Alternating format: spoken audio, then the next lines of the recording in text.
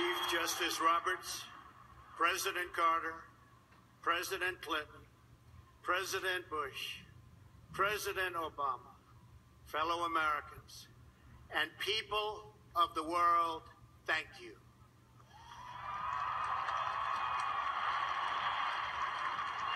We, the citizens of America, are now joined in a great national effort to rebuild our country and restore its promise for all of our people. Together, we will determine the course of America and the world for many, many years to come. We will face challenges. We will confront hardships, but we will get the job done. Every 4 years, we gather on these steps to carry out the orderly and peaceful transfer of power. And we are grateful to President Obama and First Lady Michelle Obama for their gracious aid throughout this transition. They have been magnificent. Thank you.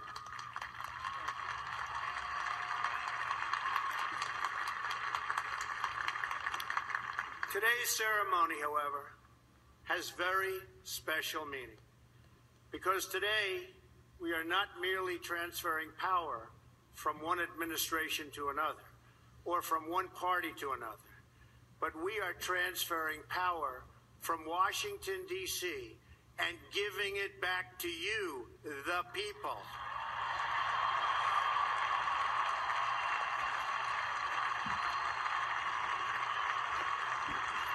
For too long, a small group in our nation's capital has reaped the rewards of government while the people have borne the cost. Washington flourished, but the people did not share in its wealth. Politicians prospered, but the jobs left and the factories closed. The establishment protected itself, but not the citizens of our country. Their victories have not been your victories. Their triumphs have not been your triumphs. And while they celebrated in our nation's capital, there was little to celebrate for struggling families all across our land.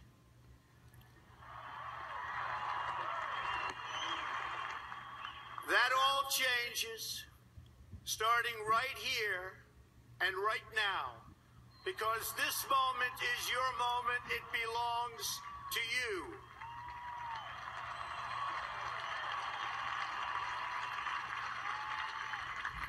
It belongs to everyone gathered here today and everyone watching all across America. This is your day. This is your celebration. And this, the United States of America, is your country.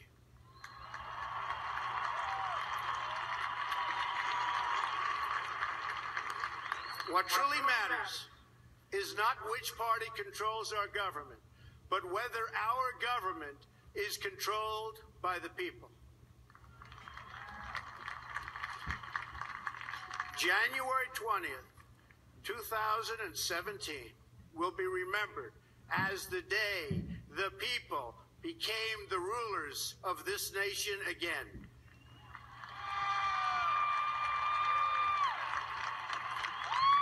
The forgotten men and women of our country will be forgotten no longer. Everyone is listening to you now. You came by the tens of millions to become part of a historic movement, the likes of which the world has never seen before. At the center of this movement is a crucial conviction that a nation exists to serve its citizens. Americans want great schools for their children, safe neighborhoods for their families, and good jobs for themselves. These are just and reasonable demands of righteous people and a righteous public. But for too many of our citizens, a different reality exists. Mothers and children trapped in poverty in our inner cities, rusted out factories scattered like tombstones across the landscape of our nation, an education system flush with cash, but which leaves our young and beautiful students deprived of all knowledge. And the crime, and the gangs, and the drugs that have stolen too many lives and robbed our country of so much unrealized potential. This American carnage stops right here and stops right now.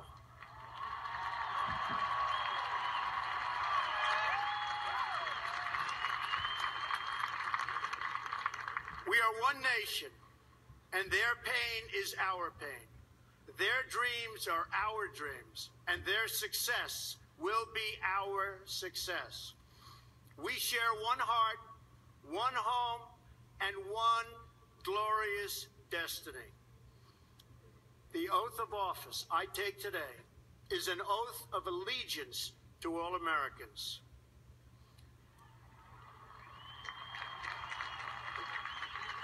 For many decades, we've enriched foreign industry at the expense of American industry, subsidized the armies of other countries while allowing for the very sad depletion of our military.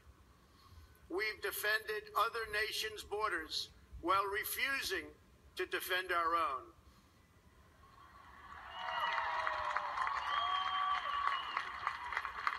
And spent trillions and trillions of dollars overseas while America's infrastructure has fallen into disrepair and decay.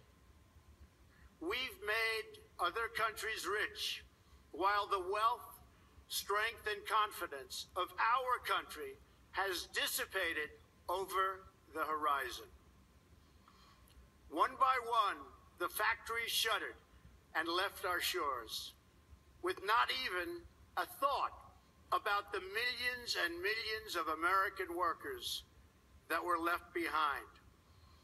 The wealth of our middle class has been ripped from their homes and then redistributed all across the world. But that is the past, and now we are looking only to the future.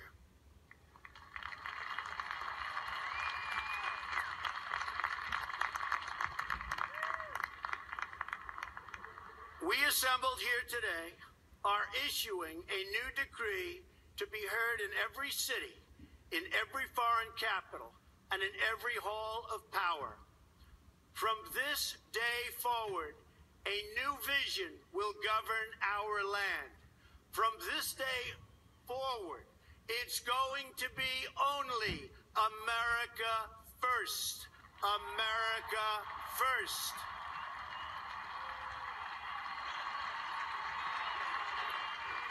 Every decision on trade, on taxes, on immigration, on foreign affairs will be made to benefit American workers and American families. We must protect our borders from the ravages of other countries, making our products, stealing our companies, and destroying our jobs.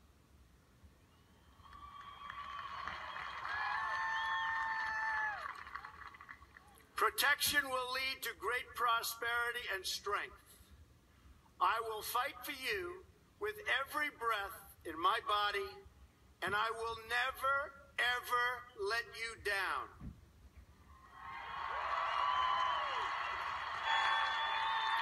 America will start winning again, winning like never before. We will bring back our jobs. We will bring back our borders. We will bring back our wealth. And we will bring back our dreams.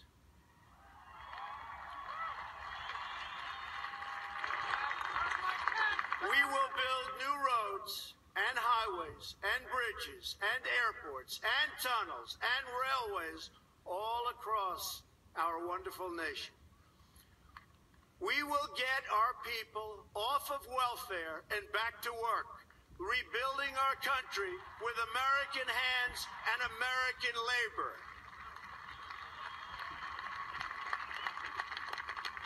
We will follow two simple rules: buy American and hire American.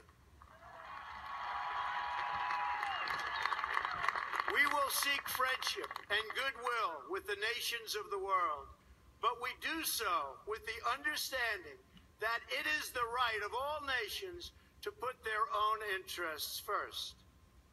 We do not seek to impose our way of life on anyone, but rather to let it shine as an example. We will shine for everyone to follow.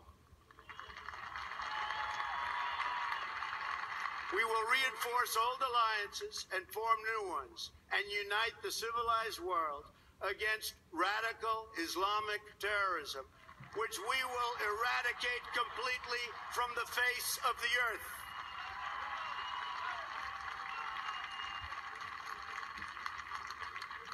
At the bedrock of our politics will be a total allegiance to the United States of America. And through our loyalty to our country, we will rediscover our loyalty to each other. When you open your heart to patriotism, there is no room for prejudice.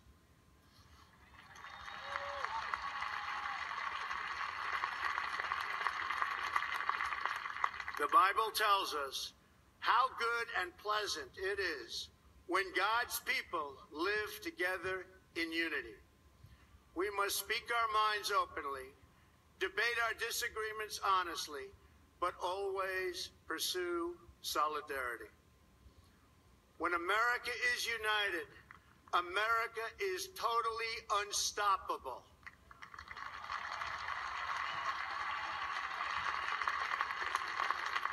There should be no fear.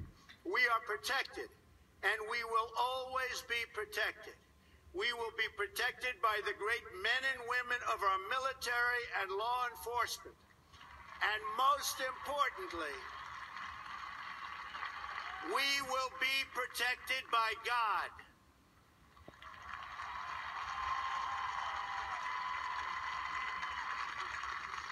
Finally, we must think big and dream even bigger. In America, we understand that a nation is only living as long as it is striving. We will no longer accept politicians who are all talk and no action, constantly complaining, but never doing anything about it.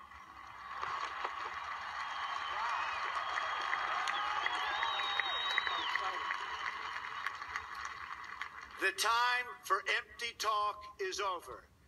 Now arrives the hour of action.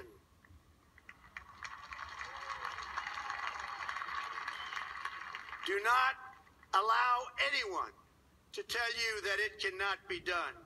No challenge can match the heart and fight and spirit of America. We will not fail. Our country will thrive and prosper again. We stand at the birth of a new millennium, ready to unlock the mysteries of space, to free the earth from the miseries of disease, and to harness the energies, industries, and technologies of tomorrow. A new national pride will stir our souls, lift our sights, and heal our divisions. It's time to remember that old wisdom our soldiers will never forget, that whether we are black or brown or white, we all bleed the same red blood of patriots.